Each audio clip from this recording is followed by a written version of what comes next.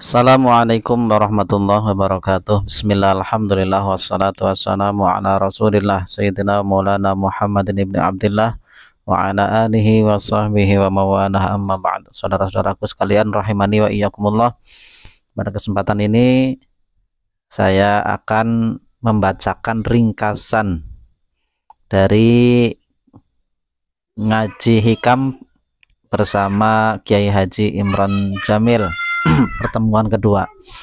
Jadi setiap saya menyimak pengajian beliau, saya selalu buatkan poin-poin ringkasan yang mudah-mudahan bisa menjadi catatan yang bisa saya mudah diingat untuk bisa saya amalkan. Saya buatkan video ini bukan untuk apa-apa. Yang pertama agar terdokumentasi, yang kedua mudah-mudahan ada manfaatnya untuk teman-teman sekalian, khususnya yang tidak terbiasa ngaji lama, menyimak pengajian lama. Ini saya buatkan poin-poinnya saja sehingga durasinya tidak terlalu lama, tapi inti-intinya mudah-mudahan terpegang semuanya. Bismillahirrahmanirrahim. Dalam pertemuan pertama, Kiai Haji Imron Jamil hanya menyampaikan pengantar tentang ngaji hikam. Pada pertemuan kedua ini beliau membacakan satu hikmah, yaitu hikmah yang pertama, min alamatil i'timad alal amal nuqsanur raja' inda wujudiz zalal. Pada kajian pertemuan kedua, saya mencatat beberapa poin. Yang pertama, hikam itu pengalaman laku tasawuf dari penulisnya. Ini sebagaimana yang disampaikan pada pertemuan pertama. Yang kedua, ngaji hikam bukan untuk menyalahkan orang atau hanya sekedar ingin tahu, tapi niat untuk diamalkan, untuk dijalankan, dilakoni bahasa Jawanya, agar bisa merasakan bagaimana menjadi hamba Allah. Kemudian pijakan awal hikam adalah niat untuk merasakan, bukan untuk mengomentari. Jadi kita ngaji hikam, niatnya adalah agar kita bisa merasakan betul-betul bagaimana menjadi hamba Allah yang sebenarnya. Kemudian hikam tidak ada awal dan akhir. Oleh karenanya boleh dibaca dari awal, dari belakang, ataupun dari tengah. Jadi hikam itu berisi hikmah pertama, hikmah kedua, hikmah ketiga, sampai hikmah keberapa itu. Jadi ini karena rekaman laku, itu kita boleh mengambil dari mana saja, tidak harus diambil semuanya, atau tidak harus membacanya itu dari awal.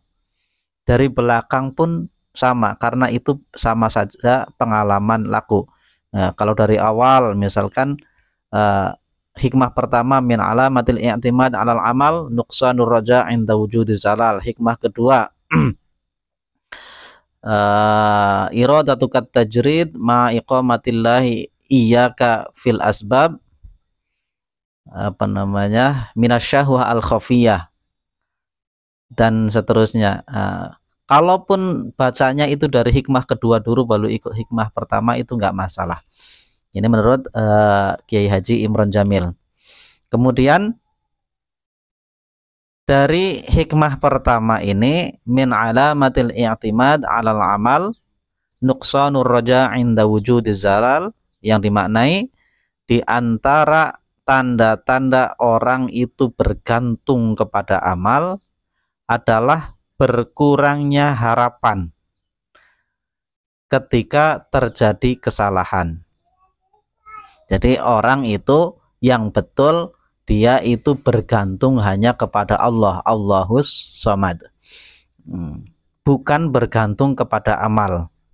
Karena bergantung kepada amal itu adalah logika. Logikanya logika yang konslet. Nah, misalkan kalau saya kerja keras, maka akan berhasil. Itu logika yang konslet menurut ilmu tasawuf. Karena banyak sekali orang yang bekerja keras nyatanya tidak berhasil. Tapi yang santai-santai justru malah berhasil.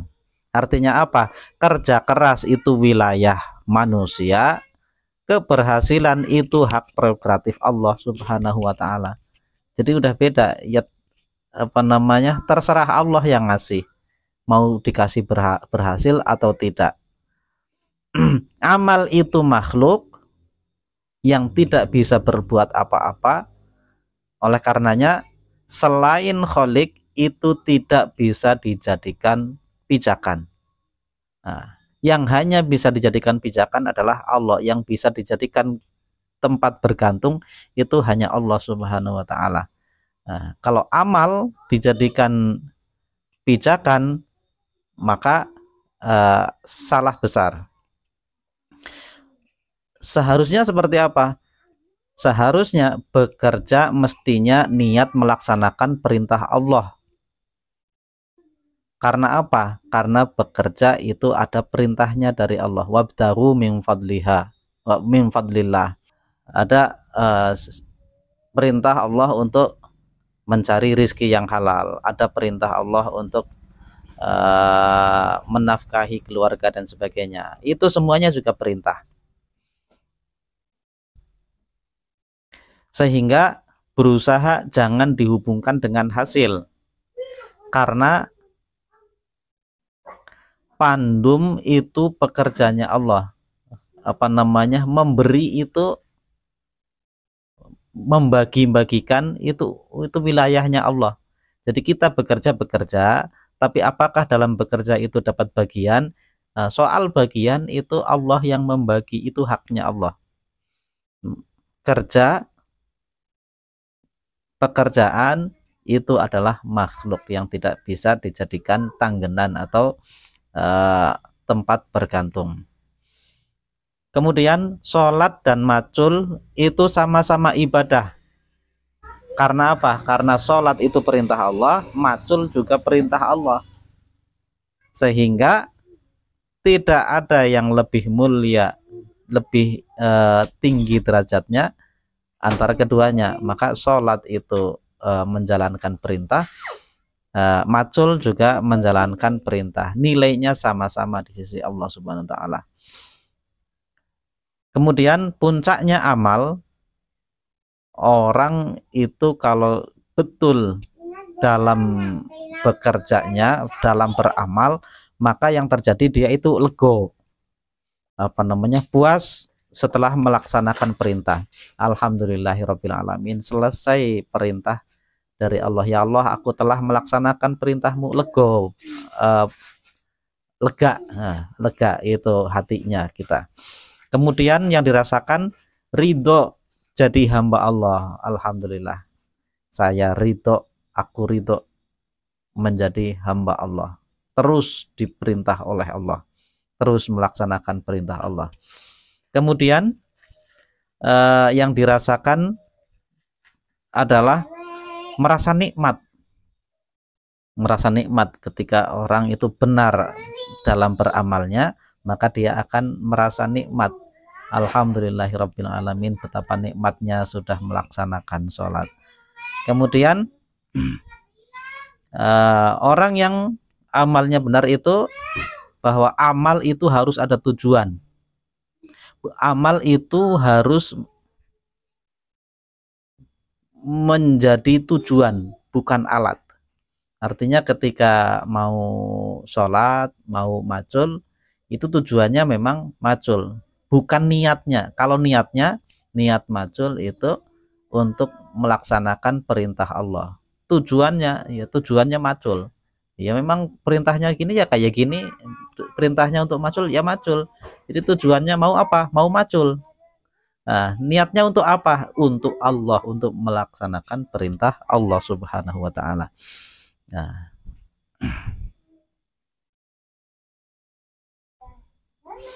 cara Allah membagikan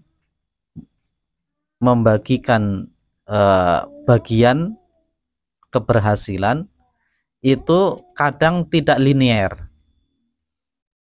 Mintanya ini, dikasihnya ini.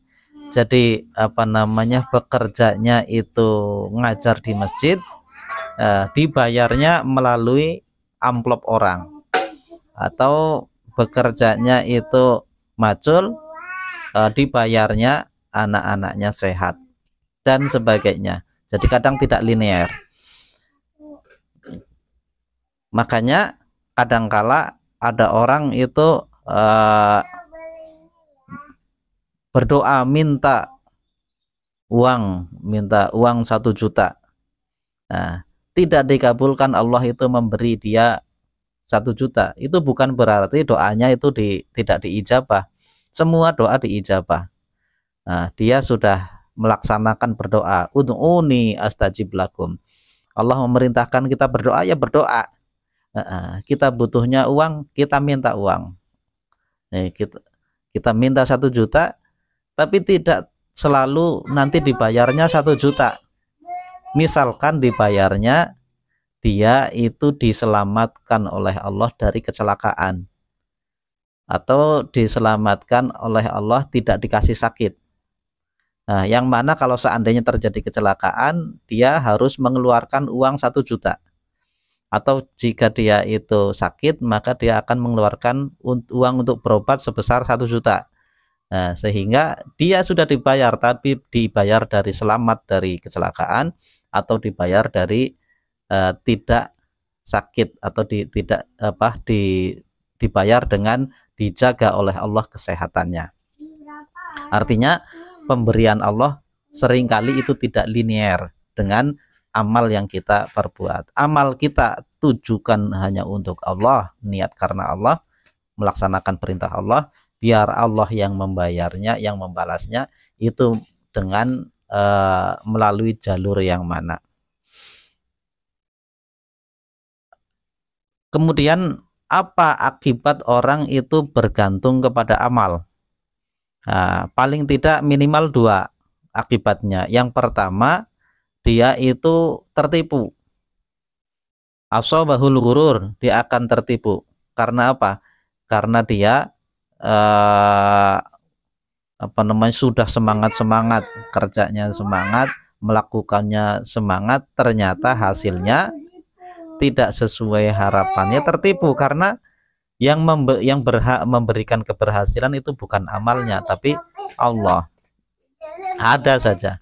Atau seandainya dia berhasil, maka akan muncul ujub. Mereka itu bisa makan karena aku. Anak-anakku sukses itu karena aku, dan sebagainya. Padahal Allah yang mensukseskan, Allah yang menuntun jalan menuju kesuksesannya, bukan karena amal orang tuanya. Kemudian